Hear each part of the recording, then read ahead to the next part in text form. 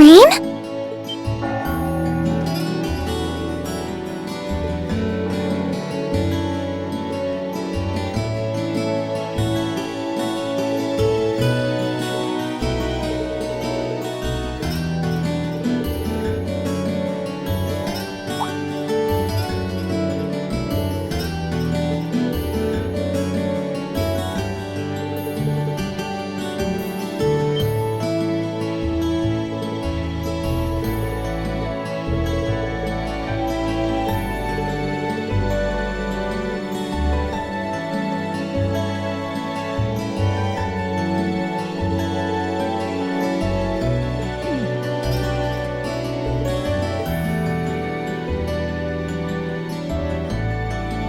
Anyway, where are my manners?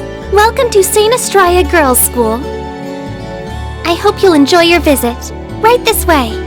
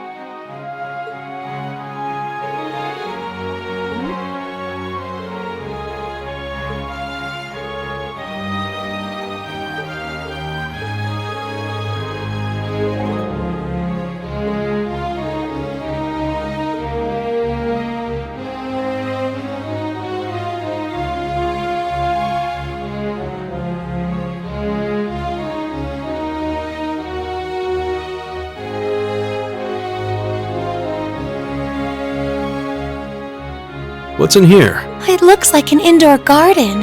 This is the Academy's Rose Garden. The person who called you here is waiting inside. Who did call us here anyway? Whoever they are, they must have considerable social standing. Your Highness, I brought the guests. Thank you. Please show them in. Oh. No way. Hey, Elise, is that... You don't need to ask when you already know. Now, if you'll follow me...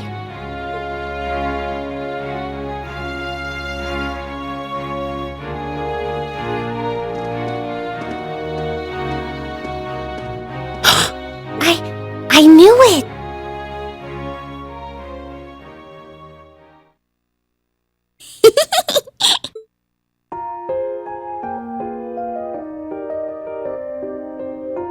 Welcome, ladies and gentlemen of Class 7. My name is Alphin. Alphin Rice Arner. It's a pleasure to meet all of you.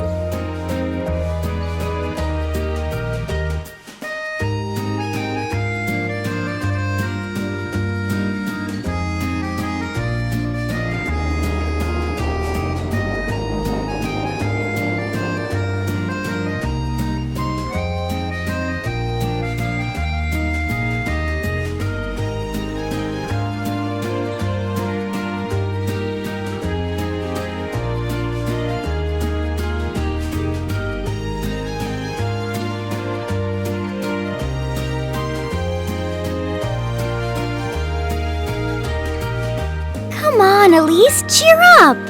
I'm sorry, alright? I was only trying to tease you a little. Don't you have something you wanted to discuss with everyone? Please, go right ahead. Well, that aside, it's been a long time since I last saw both of you, Eustace and Laura. I'm glad to see you're both well. Likewise, Your Highness. You've become even more fetching since we last met. Aw, thank you! I was rather hoping that you'd decide to enroll in Saint Estrella too. But it seems you chose to attend Thor's after all. Well, I've committed myself to following the way of the sword, and Thor's gives me a place to hone my skills. I apologize for not being able to live up to your expectations. First I lost Angelica to Thor's, then you too. Perhaps I should just transfer there next year myself. Your Highness? Got you to look! But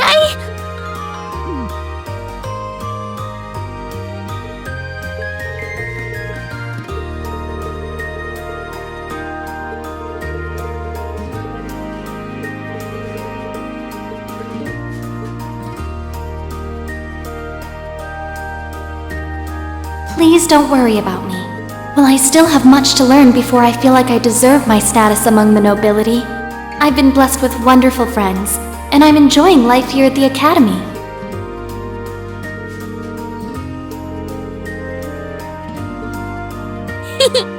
I'm particularly happy to finally be able to meet you, Rean Schwarzer. Elise has told me so much about you. Your Highness! I'm honored that you'd say so. Elise always mentions in her letters what a great friend she has.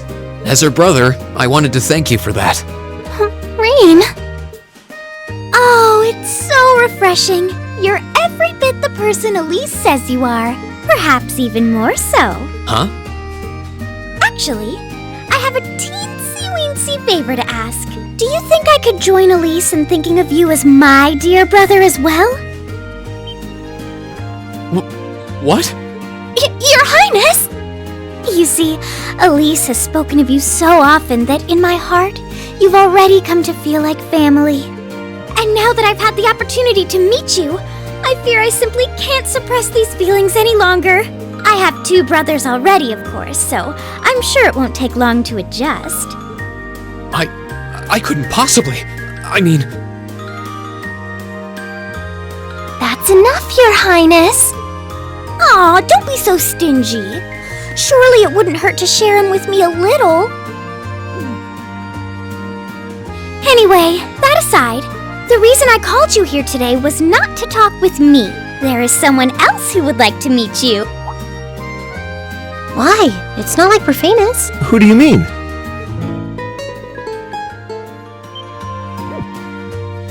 Hey, isn't that... A guitar? No, a lute? Oh, it seems he's arrived. Oh, I apologize for keeping you waiting.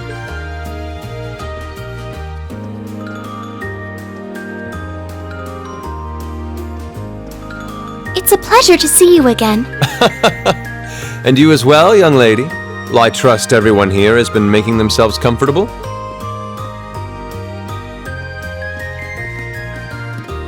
Who's this guy?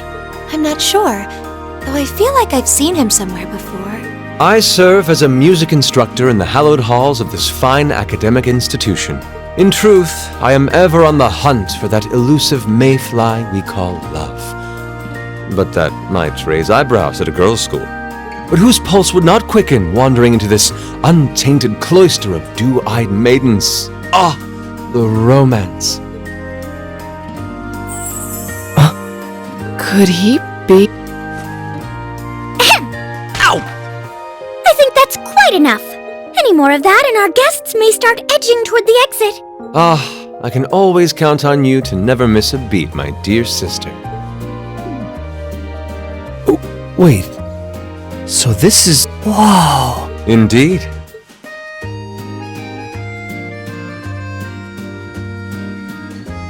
"'Tis I, Olivert Rice Arner, also known by some unscrupulous individuals as the Debaucherous Prince. I also serve as Thor's Military Academy's ornamental chairman of the board.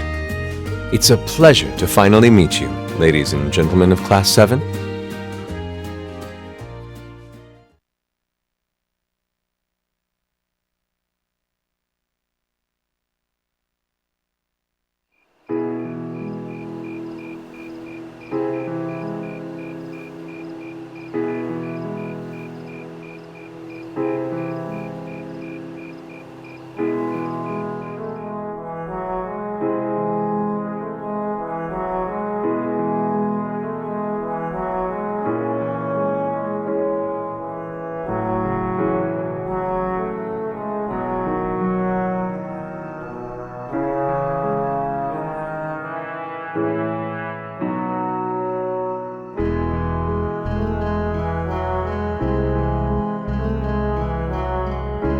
have to admit, I was surprised to learn that you're the chairman of the board of directors, Your Highness. I'd heard that the chairman was a member of the imperial family, but still. I'm not surprised. Who would expect the infamous prodigal son to chair a committee at a prestigious academy like Thor's? I suppose it's not surprising they'd rather keep it hushed up, though. It wouldn't exactly be great for the school's image. That's surprisingly forthright coming from you. Is it really true, though? I mean, that you were the one responsible for establishing Class 7, Your Highness? Indeed, I was. You see, it's always been a tradition that a member of the imperial family serves as chairman of the board. At first, I wore the title in name only, but I had a change of heart after my vacation in Liberl 2 years ago. You were in Liberl back then? That would put your visit during the incident that occurred there, correct? Right. All I've done since I returned to Erebonia has been inspired by my experience during the crisis in Liberl. As a result, fruitless though they may prove to be, one of which is to bring the winds of change to Thor's military academy. A gust of fresh air, if you will. Winds of change, huh? I can only assume you're referring to our class? Then the one who decided to throw both commoners and nobles into the same class was... Yes, the idea was mine. Although the selected students also had to have a high aptitude with the Arcus units too. I think I'm finally starting to understand the reasoning behind Class 7 and why we're being sent all over Erebonia on these field studies. To show us firsthand and give us cause to consider the conflict between the two factions. That is the purpose behind our field studies. Is it not, Your Highness? That is one of the reasons, yes. However, my foremost intention was to show you that during your lives, you will encounter many obstacles and conflicts. Not just between factions, but between the capital and the provinces. In these turbulent times, I thought that this would provide the hands-on education today's promising youths need. We need up-and-comers who can think and act independently to face tomorrow's challenges head-on. That makes sense. Wow, that's quite a plan. I can't help but feel a little unsure whether we can live up to such high expectation. Hearing your explanation has, at the very least, cleared up many of the doubts I've had up to this point. Class 7 does seem like an ideal environment to expand one's outlook on life. I feel like going through everything we have so far has brought us closer to doing exactly that. Yep. Marvelous. I'm so pleased to hear it. Just listening to you makes me feel even more certain that establishing Class 7 was the right decision. Especially since while the idea itself was mine, I have no real say in how the classes run day to day. Even so, I still hope to meet all of you at least once, if only to tell you all this. That was when Alphen stepped in and offered to set up this little meeting. I see. Well, I could hardly refuse such a sincere request from my brother. But it also presented me a fine chance to finally meet Elise's beloved brother, as I've always wanted to. Your Highness! Thank you for taking the time to tell us all of this, Your Highness. I feel like now that I know, I want to live up to the promise you saw in Class 7. Thing is, am I right in assuming that Class 7 doesn't exist just to fulfill your progressive ideal? What do you... Oh? The board has its chairman, of course, but 3 directors besides. My older brother Rufus, Imperial Governor Karl Regnitz, and Irina Reinford of the Reinford Group. Oh, yeah. Now that you mention it... They do seem to have certain expectations for us. Precisely. As I mentioned, I no longer have anything to do with how Class 7 is run. That authority lies with the directors. As you're keenly aware, Rufus and Governor Regnitz sit on opposite sides of the factional divide. And while Chairman Irina is mostly involved with Class 7's technology, like the Arcus, her intentions are a mystery to me. And it's those 3 who decide where you'll travel for your field studies. Is that right? When you put it that way, it does make it seem like some kind of bargaining is taking place behind the scenes. It was one of the conditions they gave in exchange for allowing Class 7 to be established. I'll admit, I hesitated to allow it, but I decided to place my hopes in you.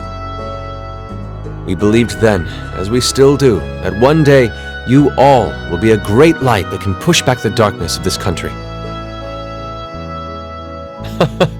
Well, I suppose when I put it that way, it sounds positively heroic. But that's just me. Don't feel too pressured by it. Your students, first and foremost. Join a club. Eat cheap food with your friends at midnight. Fall in love. We live but once. Make your youth count. You know, it's weird, but hearing you say that kind of takes a load off my mind. By the way, just earlier you said that we believed the Class 7 would be a great light. Is there someone else involved with Thor's who shares your vision for our class, Your Highness? There is. Principal Van Dyke. I once attended Thor's myself and studied under him. He gave my proposal to establish Class 7 his full backing. I see.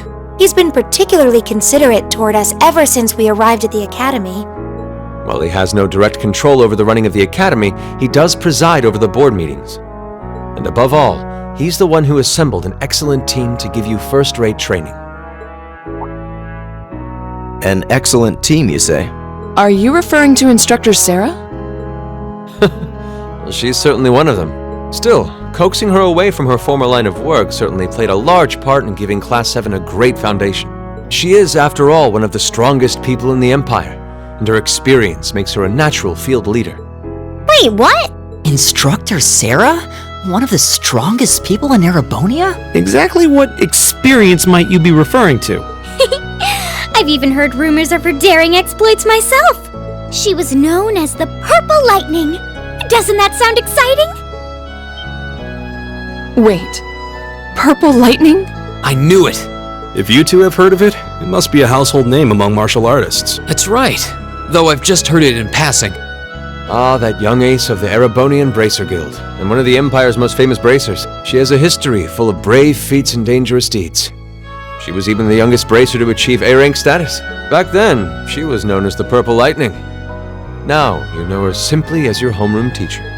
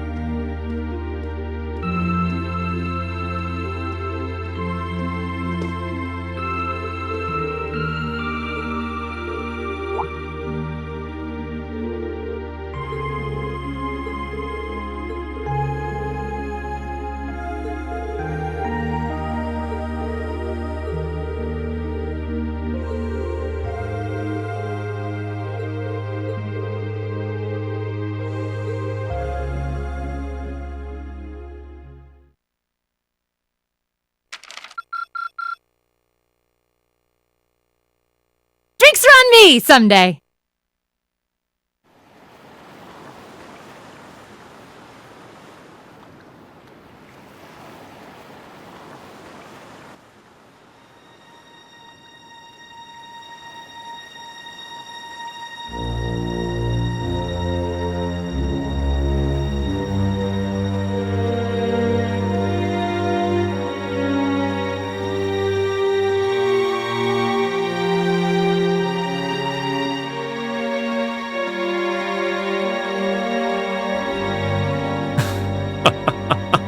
The time is finally at hand. At last, the hammer of judgment shall rouse this indolent capital from its slumber.